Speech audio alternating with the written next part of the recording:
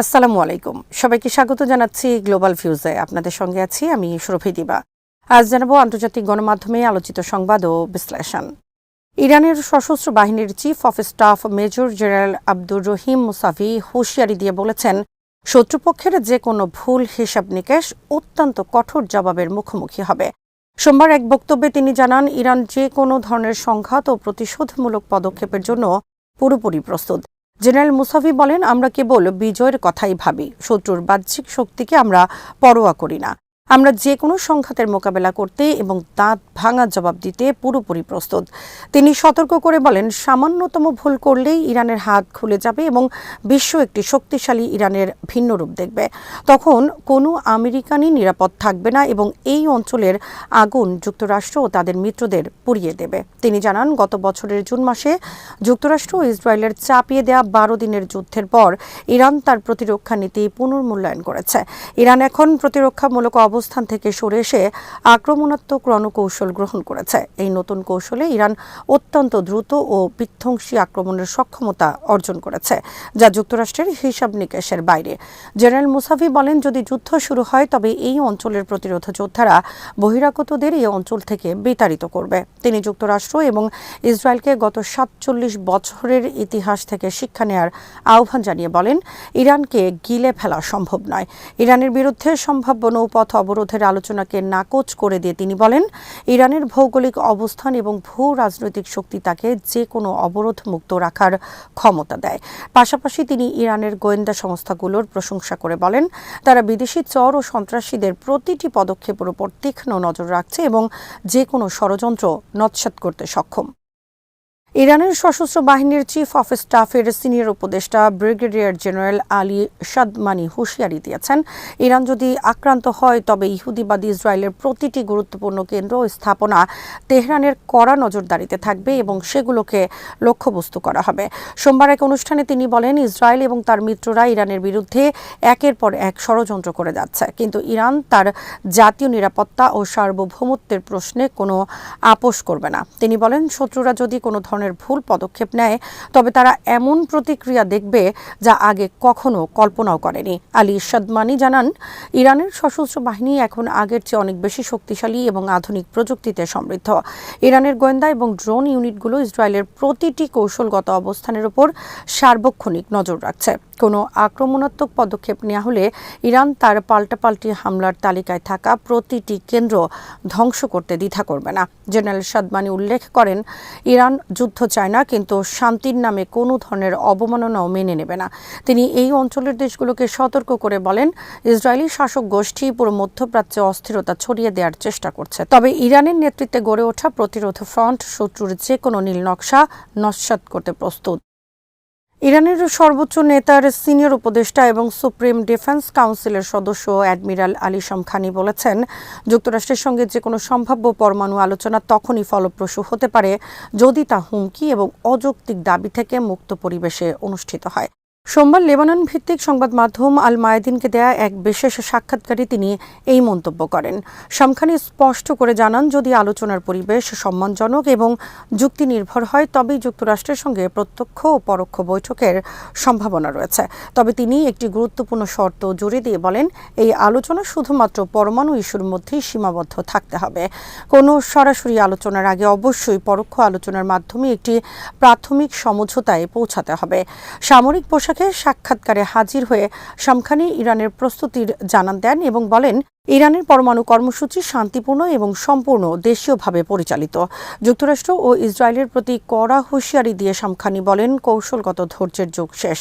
যদি যুক্তরাষ্ট্র ইরানের ওপর কোনো হামলা চালায় তবে ইরান তাৎক্ষণিকভাবে ইসরায়েলে পাল্টা আঘাত হানবে। তিনি বলেন, ইসরায়েল এবং যুক্তরাষ্ট্র এক ও অভিন্ন। এমনকি ইরানের সর্বোচ্চ নেতার উপর সামান্যতম হামলাও এমন এক বিশাল সংকটের জন্ম দেবে যা শত্রুরা কল্পনাও করতে পারবে না। সম্প্রতি ইরানে ঘটে যাওয়া অস্থিরতাকে যাকে ডোনাল্ড ট্রাম্পের প্ল্যান বি হিসেবে অভিহিত করেন শামখানি। তিনি বলেন, ট্রাম্প প্রশাসন ইরানকে দুর্বল করার জন্য সশস্ত্র গোষ্ঠীগুলোকে অর্থ ও অস্ত্র দিয়ে সহায়তা করছে।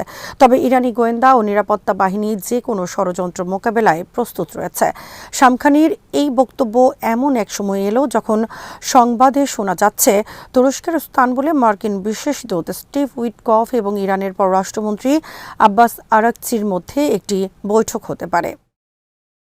বিভিন্ন আন্তর্জাতিক সংবাদ মাধ্যম জানিয়েছে, ইরান ও যুক্তরাষ্ট্রের মধ্যে দীর্ঘদিন ধরে ঝুলে থাকা পরমাণু সংকট নিরসনে একটি বড় ধরনের কূটনৈতিক উদ্যোগের খবর পাওয়া যাচ্ছে। আগামী 7 ফেব্রুয়ারি তুরস্কের ইস্তানবুলে দুই দেশের উচ্চপদস্থ কর্মকর্তাদের মধ্যে একটি গুরুত্বপূর্ণ বৈঠক অনুষ্ঠিত হতে পারে। ইরানের আধা সরকারি সংবাদ সংস্থা ফার্স জানিয়েছে, দেশটির প্রেসিডেন্ট মাসুদ পেজিশকিয়ান যুক্তরাষ্ট্রের সঙ্গে সরাসরি পরমাণু আলোচনা শুরু করার আনুষ্ঠানিক নির্দেশ দিয়েছেন। ইরান সরকারের একটি উচ্চ পর্যায়ের সূত্র নিশ্চিত করেছে, তেহরান এখন ওয়াশিংটনের সঙ্গে শুধুমাত্র পরমাণু ইস্যু নিয়ে আলোচনা বসতে আগ্রহী। তবে ইরান বারবার জোর দিয়ে বলেছে, এই আলোচনা হতে হবে পারস্পরিক সম্মান এবং হুমকিমুক্ত পরিবেশে। প্রতিবেদন অনুযায়ী ইস্তানবুলের এই বৈঠকে মার্কিন প্রতিনিধি দলের নেতৃত্বে থাকতে পারেন ডোনাল্ড ট্রাম্পের মধ্যপ্রাচ্য বিষয়ক বিশেষ দূত স্টিভ উইটকফ। অন্যদিকে ইরানের পক্ষে নেতৃত্ব দেবেন পররাষ্ট্রমন্ত্রী আব্বাস আরাকচি। এছাড়া এই আলোচনায় ডোনাল্ড ট্রাম্পের জামাতা জ্যারেড কুশনারের উপস্থিত থাকার সম্ভাবনা নিয়ে জোর গুঞ্জন চলছে। বৈঠক সফল করতে তুরস্ক, কাতার, মিশর এবং ওমান পর্দার আড়ালে ব্যাপক মধ্যস্থতা চালিয়েছে। ইস্তানবুলে হতে যাওয়া এই বৈঠকে মধ্যস্থতাকারী দেশগুলোর পররাষ্ট্রমন্ত্রীরাও উপস্থিত থাকতে পারেন বলে জানা গেছে। এদিকে ডোনাল্ড ট্রাম্প সোমবার হোয়াইট হাউসে সাংবাদিকদের সঙ্গে আলাপকালে বলেন, আমরা ইরানের সঙ্গে কথা বলছি। যদি কোনো সমাধান বেরিয়ে আসে তবে তা হবে দারুণ, আর যদি না হয় তবে সম্ভবত খুব খারাপ কিছু ঘটবে। ইরান সীমান্তে বর্তমানে যুক্তরাষ্ট্রের একটি বিশাল রণতরী অবস্থান করছে, যা তেহরানের ওপর বাড়তি চাপ তৈরি করেছে বলে মনে করছেন বিশ্লেষকরা। অন্যদিকে ইরানের পররাষ্ট্রমন্ত্রী আব্বাস আরাকচি জানিয়েছেন, ইরান শুরু থেকেই আলোচনার জন্য প্রস্তুত ছিল। তবে তিনি স্পষ্ট করে দেন, ইরান তার পারমাণবিক অধিকার থেকে বিচ্যুত হবে না। এছাড়া ইরান থেকে সমৃদ্ধ ইউরেনিয়াম বিদেশে পাঠানোর প্রস্তাব তারা গ্রহণ করবেন না। লেবাননের রাজধানী বৈরুতে হামাসের প্রভাবশালী নেতা খলিল আল-হাইয়াকে হত্যার একটি সুপরিকল্পিত মিশন শেষ মুহূর্তে ব্যর্থ হয়েছে বলে দাবি করেছে ইসরায়েলি গণমাধ্যম।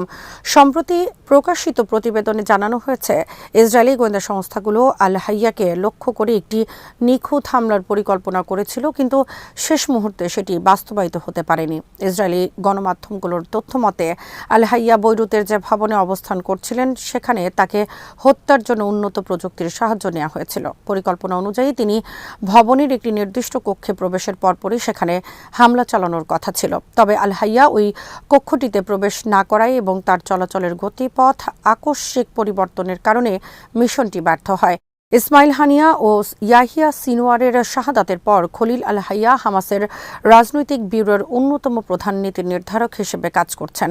তিনি বর্তমানে কায়রো এবং দোহায় চলমান যুদ্ধবিরতি ও বন্দী মুক্তি বিষয়ক আলোচনায় হামাস প্রতিনিধি দলের নেতৃত্ব দিচ্ছেন। তাকে হামাসের বর্তমান নেতৃত্বের মধ্যে অন্যতম শক্তিশালী স্তম্ভ হিসেবে বিবেচনা করা হয়।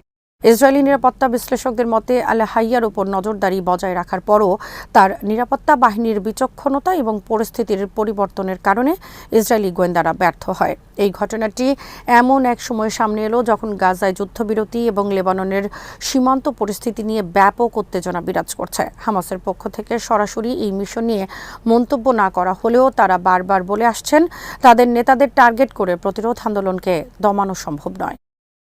ফিলিস্তিনের গাজা উপত্যকা এবং পশ্চিম তীরে নিরস্ত্র বেসামরিক নাগরিকদের উপর ইসরায়েলি বাহিনীর বর্বরোচিত হামলার প্রতিবাদে আন্তর্জাতিক অপরাধ আদালতে নতুন একটি আইনি নথি জমা দিয়েছে একটি আন্তর্জাতিক আইনি দল। সোমবার জমা দেয়া এই জরুরি নথিতে বলা হয়েছে, ইসরায়েলি বাহিনী পরিকল্পিতভাবে বেসামরিক জনগণকে লক্ষ্যবস্তু করছে, যা সরাসরি যুদ্ধাপরাধের শামিল।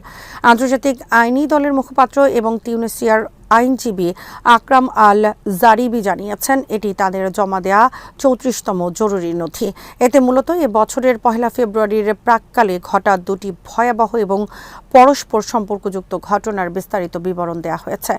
অভিযোগ করা হয়েছে, গাজাবাসীকে এলাকা ছাড়তে বাধ্য করার জন্য একটি সুপরিকল্পিত কৌশলগত পরিকল্পনায় অংশ হিসেবে নিরস্ত্র মানুষের উপর ভারী বোমা বর্ষণ করা হয়েছে। নথিতে উল্লেখ করা হয়েছে, রাফা সীমান্ত পুনরায় খুলে দেওয়ার নির্ধারিত সময় সময়ের মাত্র ৪৮ ঘণ্টা আগেই তীব্র বোমাবর্ষণ চালানো হয়। আইনি দলের দাবি, এই হামলার মূল উদ্দেশ্য ছিল ফিলিস্তিনিদের মধ্যে আতঙ্ক সৃষ্টি করা এবং গাজা থেকে ফিলিস্তিনি জনসংখ্যা সম্পূর্ণ শূন্য করে দেয়া। আইসিসি প্রসিকিউটরের কার্যালয়ের একজন সিনিয়র কর্মকর্তা নাম প্রকাশ না করার শর্তে নিশ্চিত করেছেন, তারা ফিলিস্তিনি বার অ্যাসোসিয়েশনের পক্ষ থেকে এই ৩৪তম আইনি অ্যানেক্সটি গ্রহণ করেছেন। আজ এখানেই শেষ করছি। সবাই ভালো থাকুন, সুস্থ থাকুন আর দেখতে থাকুন বিডি ভিউজ। চ্যানেলটি ভালো লাগলে সাবস্ক্রাইব করুন। সংযুক্ত থাকুন আমাদের ফেসবুক পেজে। আল্লাহ হাফেজ।